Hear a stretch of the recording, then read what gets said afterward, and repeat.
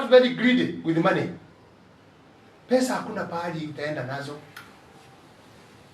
Those greedy money. Have enough. And let others have something.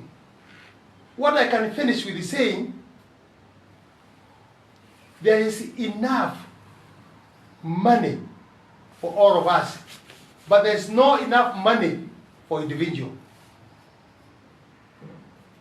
There is money which we can be settled all of us, lakini hakuna pesa ya kutosha mtu mmoja. Mashamba yetu yote tunaweza toshea sisi wote, lakini mashamba haya yote hayatoshea mtu mmoja. Kwa hivyo is the same in economy. We have enough for all of us, but we don't have enough for individual. Kwa hivyo tukae pamoja, tupendane, na watu wasemeane, wasahau hiyo mambo, warudishe nyuma, si tuendelee mbele. Kama ni changes ya siasa itakuja 2027, watu wangangana wakizungumza, huyu alifanya hii haikufanyika, Wanjiko apewe nafasi afanye ile mambo anafikiria. Tuondoe mambo mingi sana ya suspicious. Na niombe rais, our priorities, nikifikiria kama mtu ambaye ataweza kusikizwa, IBC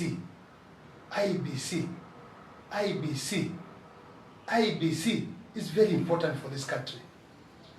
You remember, mauchaguzi ya tumekuwa hapa naye, na wewe president unajua, vita kubwa tumekuwa naye na IBC. They were not given money the time. Hawakupata time ya kurecruit watu. Hawakupata time ya kuorder materials. Wanaona kwa kampuni moja, inasemekana ni ukora, because people did not tender. Kuna tender ilifanywa direct kwa sababu ya time. We didn't have time. Are we waiting to enter kwa hiyo problem?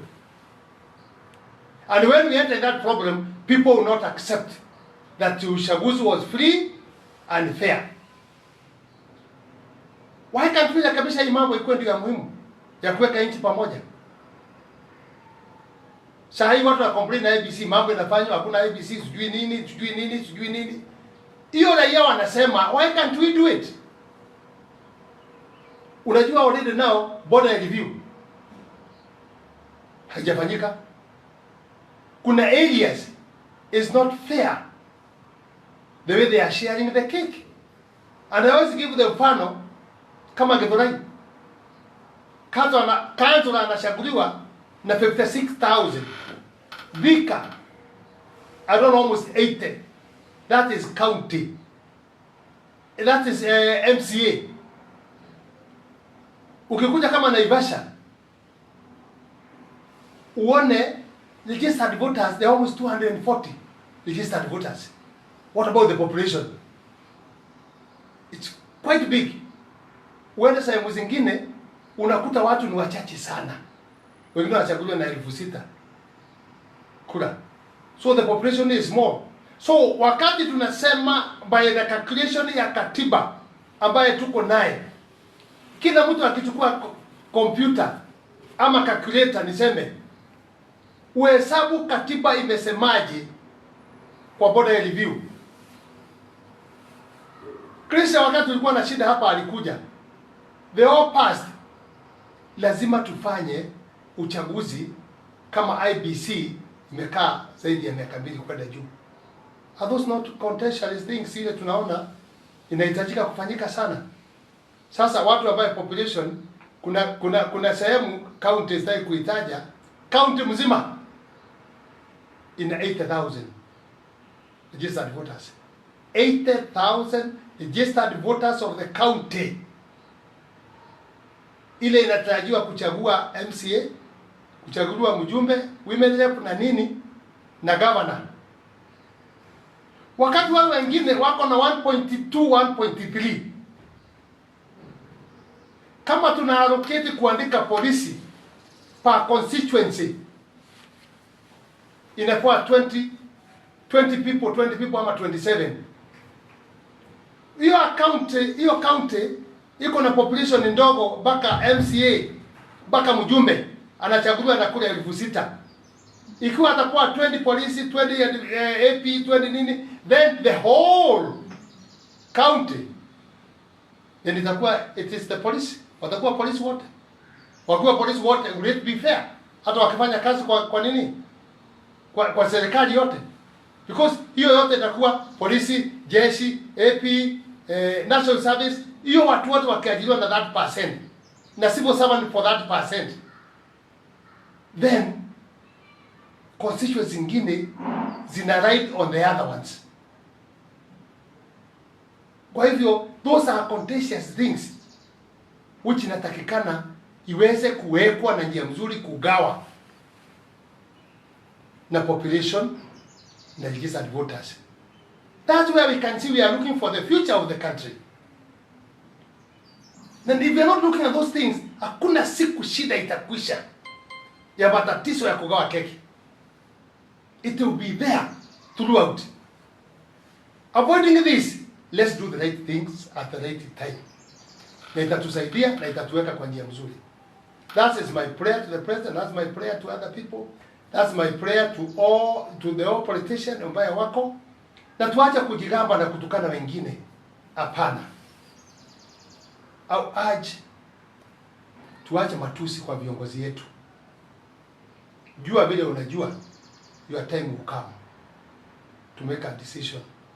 But you can challenge anybody kwa njia ya kikatiba na kwa njia ya sheria ile inatakikana ili tuweze kutulia. Otherwise, tukikosa kufanya hiyo, the future where we are going, end of the tunnel, it looks to not be good. Tusiporekebisha hiyo mambo nimetaja, na naomba watu watulie, watu wapendane, tusikuwe na shida. And I always repeat, the last election yetu tulifanya ya 2022 hakukuwa na umwagikaji wa damu hata. Kwa nini mnataka tutoke kwa hiyo tuende pahali watu wataweza furugana? Kwa nini mnataka ku trickle down siasa iende chini ya ukabila watu waanze kupigana? I urge the president be very very very very careful on that. Kwa sababu tunasemekanaga hakuna mtu hatapiga magoti mbele ya Mwenyezi Mungu ya kusema talanta yake alifanya nini, aliipanda kwa mawe, alipanda kwa mchanga mzuri, ilikuwa na mazao ama haikuwa na mazao. That's what I will say. And the churches, we urge you, your role ni kuomba kwa sababu ya nchi. Muombe sana kwa sababu ya nchi.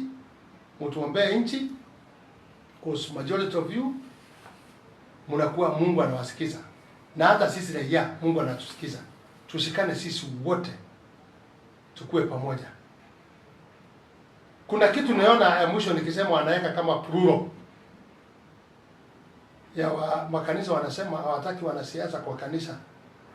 I agree with the churches kwa sababu kuna watu wanaenda kwa makanisa, wanaenda matusi na kupiga wale wengine na kutangaza project zao kwa kanisa.